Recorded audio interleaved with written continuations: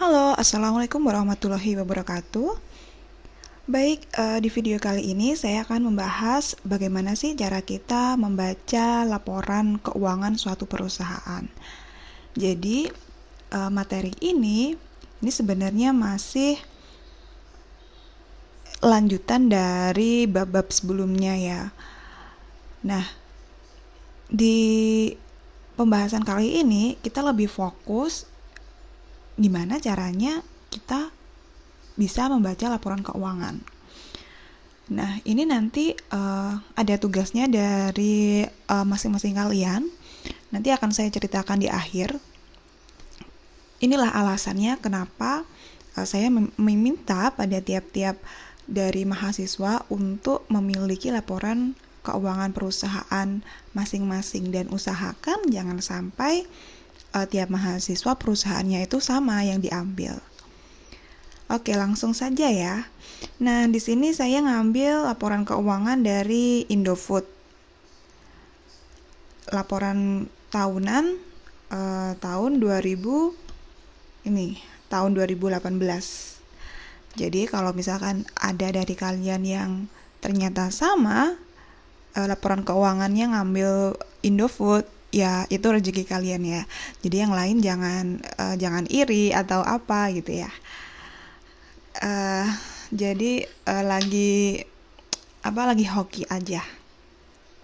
Enggak, tapi nanti karena saya kan nggak bahas mengenai hitung-hitungan, jadi nanti saya bahasnya lebih gimana sih caranya kita baca laporan keuangan ini, gitu. Jadi ini juga nanti kalau kalian mau ngambil skripsi, ngambil topiknya seputar laporan keuangan perusahaan, nah bisa dipakai nih. Nah, biasanya ini ya di awal atau di sampul di laporan keuangan. Oh ya, dan ini kalian juga bisa sambil buka laporan keuangan masing-masing ya. Oke, saya lanjutkan. Jadi di depan atau cover setiap laporan keuangan itu beda-beda. Biasanya ada tema-tema yang diusung oleh perusahaan itu. Jadi tiap tahun mereka tuh pasti beda gitu. Yang sekarang nggak tahu ya, itu biasanya ada sesuatu yang ingin ada maksud tertentu yang ingin disampaikan oleh perusahaan kepada stakeholder melalui laporan tahunan ini.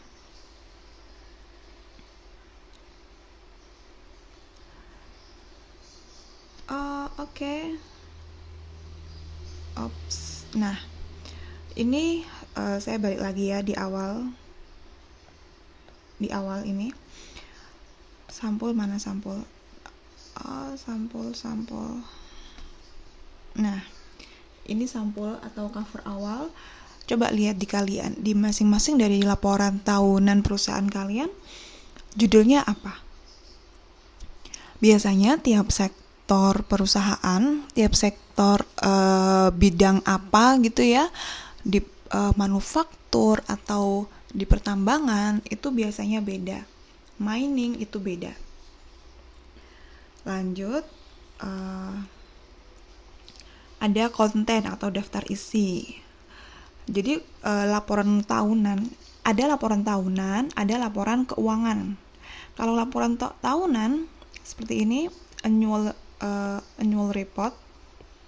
Ini ya, annual report ini lebih kompleks, lebih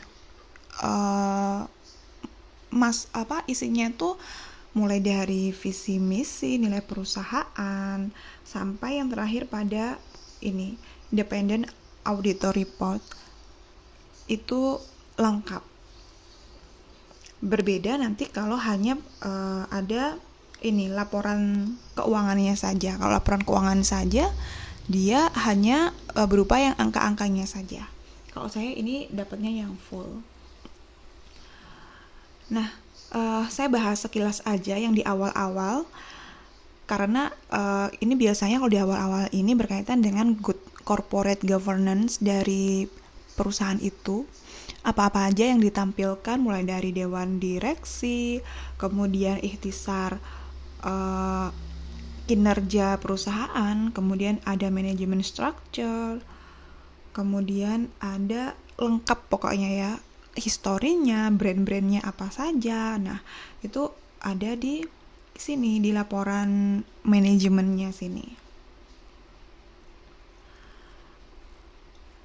Ini ya, ada banyak foto-foto orang ganteng ini, siapa aja. Nah, ini ada Anthony Salim, ini presiden director atau direktur utama dari Indofood. Nah, sebenarnya asik juga kalau misalkan kalian bisa meneliti ini ya, tentang ini. Saya kemarin nulis mengenai analisis wacana kritis, itu dibuat metode untuk menganalisis suatu wacana. Jadi sebenarnya dari laporan keuangan ini kita bisa tahu sebenarnya apa sih yang ingin disuguhkan oleh manajemen perusahaan kepada kepada stakeholdernya di luar itu apa sih? Atau kita juga pengen tahu sebenarnya apa sih motivasi di balik foto ini gitu. Misalnya nih kita bisa mengcapture dari isu gender. Kita lihat, nah dari gender ini semuanya pria nih ya, pria. Ternyata wanitanya tidak ada gitu. Nah mungkin dari situ kita bisa ngambil teorinya siapa gitu ya, feminisme. Nah itu bisa kita untuk mengcapture ini. Jadi kita hanya menganalisis pakai case tadi, satu laporan keuangan saja dari satu perusahaan atau satu perusahaan dengan beberapa laporan keuangannya tiap tahun. Nah itu bisa kita analisis. Karena ini judulnya adalah analisis wacana kritis atau critical discourse analysis, berarti kita tuh di awal sudah ada pemikiran kritis gitu. Pemikiran kritis itu yang bagaimana? Ya kita mulai bukan anarki, bukan apa gitu ya.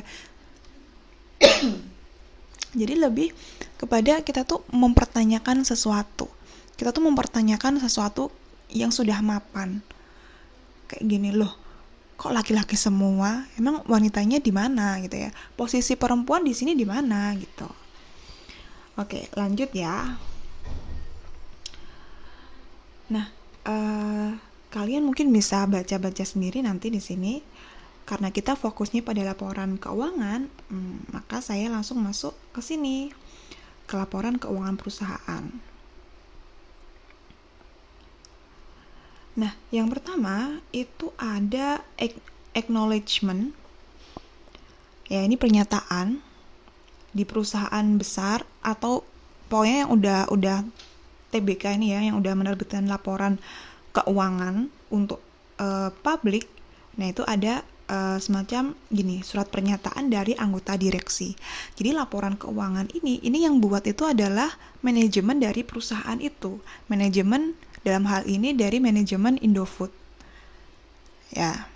Jadi di sini ada surat pernyataan anggota direksi dan anggota dewan komisaris tentang tanggung jawab atas laporan tahunan 2018 dari PT Indofood Sukses Makmur Tbk.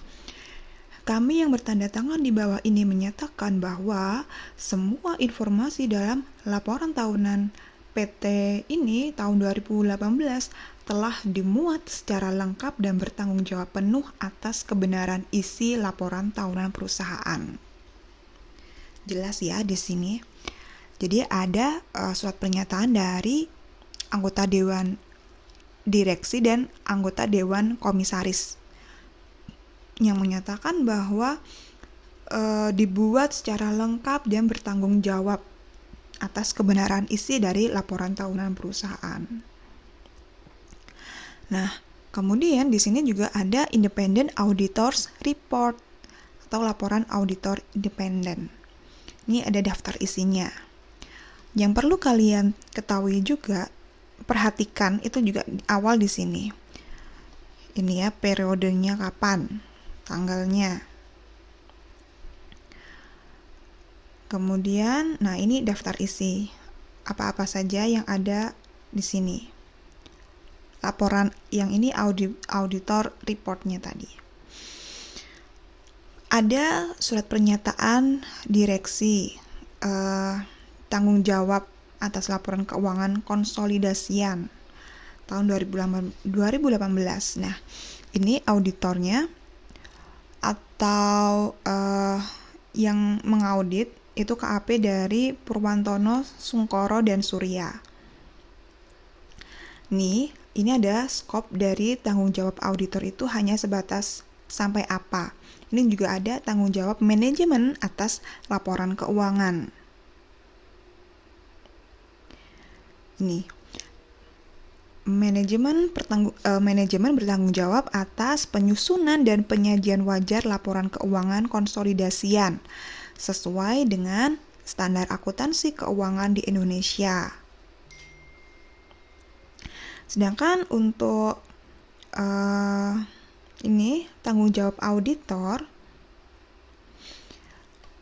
tanggung jawab kami adalah untuk menyatakan suatu opini atas laporan keuangan konsolidasian tersebut berdasarkan audit kami. Kami melaksanakan audit berdasarkan standar audit yang ditetapkan oleh IAPI. Nih ya, lanjutannya. Dan yang paling wajib diketahui adalah opini audit. Hasilnya apa? Menurut opini kami, laporan keuangan konsolidasi yang terlampir menyajikan secara wajar. Nah, sekarang coba kalian cek masing-masing dari laporan tahunan kalian. Di bagian opini dari annual report ini, opini dari auditor itu apa? Wajar atau wajar tanpa pengecualian atau apa? Ya, itu yang tahu kalian sendiri di situ. Silakan dibuka ya. Nah, kita mulai masuk pada ini namanya laporan posisi keuangan konsolidasian. Ini konsolidasi ya, karena dia punya subsidiary atau anak-anak perusahaan. Kalau dulu kita nyebutnya ini adalah neraca. Dulu neraca. Nah, sekarang karena kita udah mengikuti IFRS, jadi namanya adalah laporan posisi keuangan. Nah, yang perlu diperhatikan lagi, ini tuh ada semacam dua bagian gini ya. Yang sebelah sisi sini, ini dalam bentuk bahasa Indonesia, dan sebelah kanan ini dalam bentuk bahasa Inggris. Mungkin ada juga yang terbalik, yang sebelah sini bahasa Inggris, ini bahasa Inggris, dan yang sebelah sini bahasa Indonesia. Nah, itu wajar kok, masih wajar. Itu biasanya tergantung pada kebijakan dari perusahaan itu sendiri. Coba dilihat kalau ada yang ngambil laporan keuangan dari Pertamina. Nah, biasanya dia bahasa Inggris dulu di sebelah kiri. Bisa jadi itu sebagai pertimbangan siapa sih yang paling berkepentingan pada laporan keuangan ini. Gitu. Yang pertama, nah ini aset. Disajikan di awal, aset. Di sini ada Inggrisnya ya, assets. Nah, kemudian perhatikan, ini ada notes. Kemudian di sini ada 2018. Ini ada restated notes. Ini juga disajikan kembali. Nah, ini oh my god. Tunggu ya. Kepencet, maaf. Nah, coba dilihat. Anggap aja ini diabaikan ya, yang sebelah ini diabaikan. Biasanya di dalam laporan keuangan itu ada perbandingan. Misalkan kalau saya ngambil tahun 2018 ini, maka yang diperbandingkan sebelumnya itu adalah tahun 2017. Ini ada 3 tahun berturut-turut, ada 2018, 2017, 2016. Tapi pada umumnya biasanya itu hanya 2 tahun yang diperbandingkan. 2018, 2017, atau 2019, 2018 gitu. Paham ya sampai di sini? Nah, kemudian selanjutnya ketika kita mau ngambil ini ya, lihat kita mulai masuk pada aset lancar. Di sini ada kas dan setara kas. Di sini ada notes-nya. Ada 2, 5, 34, 35, 38. Artinya apa? Nah, sebenarnya kita ngeceknya ini ada di catatan atas laporan keuangan. Jadi ada di CALK yang jumlahnya berlembar-lembar itu ya. Misalkan kita mau tahu kas dan setara kas ini apa saja, terdiri dari apa saja sih di perusahaan ini. Infonya itu ada di nomor 2, 5, 34, 35, 38. Oke, coba kita cek ya. Di catatan atas laporan keuangan 2, 5, 34. Nah, ini nah, ini adalah catatan atas laporan keuangan. Ini nomor 1. Kita tadi ada di 2, 5, dan 34. Kita mulai masuk pada nomor 2. Nomor 2. Oke. Nomor 2, bentar ya.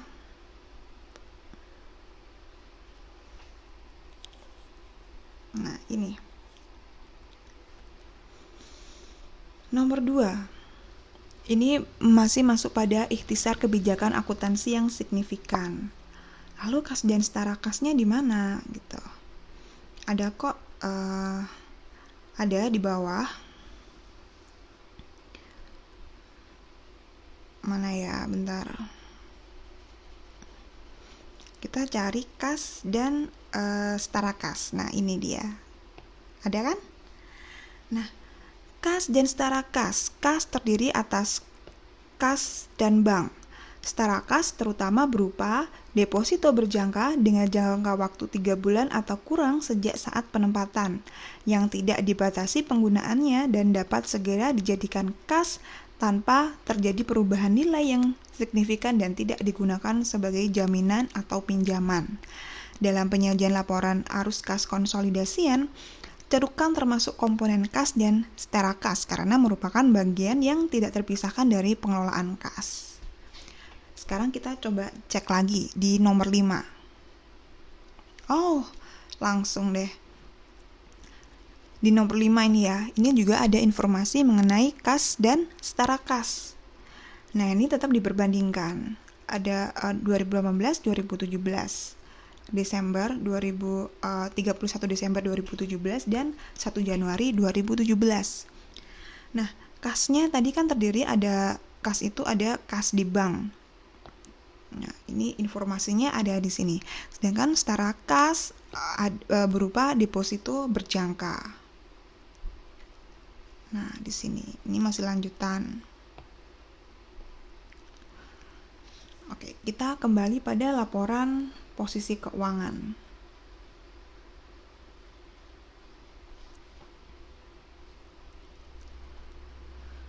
Nah, ini berlaku untuk semuanya ya. Aset lancar dan seterusnya ini. Investasi jangka pendek, piutang, untuk mengetahui informasinya ini, nah ini ada di sebelah sini. Oh ya, jangan lupa ini ya, ini dalam jutaan rupiah atau berapa. Nah, ini perlu dilihat di situ juga. Untuk laporan posisi keuangan, nah ini berupa komponennya ada aset lancar, aset tidak lancar. Kemudian di sini ada liabilitas dan ekuitas, liability and equity.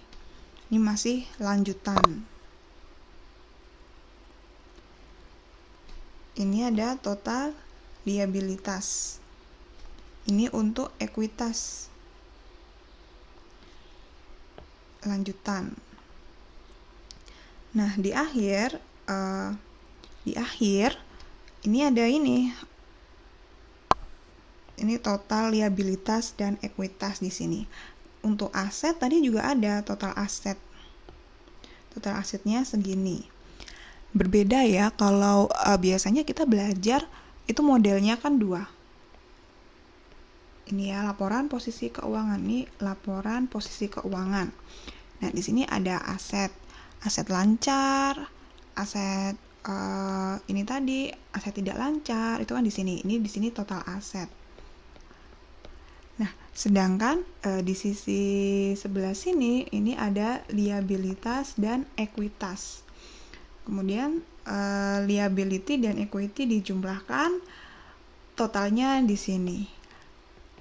Jadi bentuknya sederhananya seperti ini, tapi ternyata kalau kita lihat langsung di laporan keuangan perusahaan, ya nggak bisa setara gini ya, dibuat seperti ini, bentuknya ya seperti ini. Karena ya bisalah kalian pikir sendiri ya. Saya juga kurang paham karena apakah secara logikanya ya memang nggak bisa sih kalau untuk di logika dibuat seperti ini kan nggak bisa karena memang akun-akunnya juga banyak.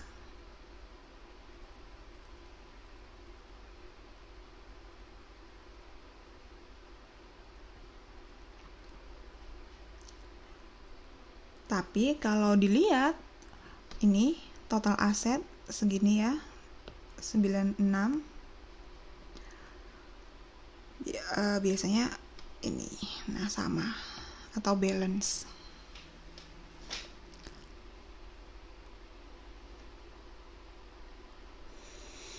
Dan ini juga berlaku juga untuk laporan laba rugi dan penghasilan komprehensif lain konsolidasian.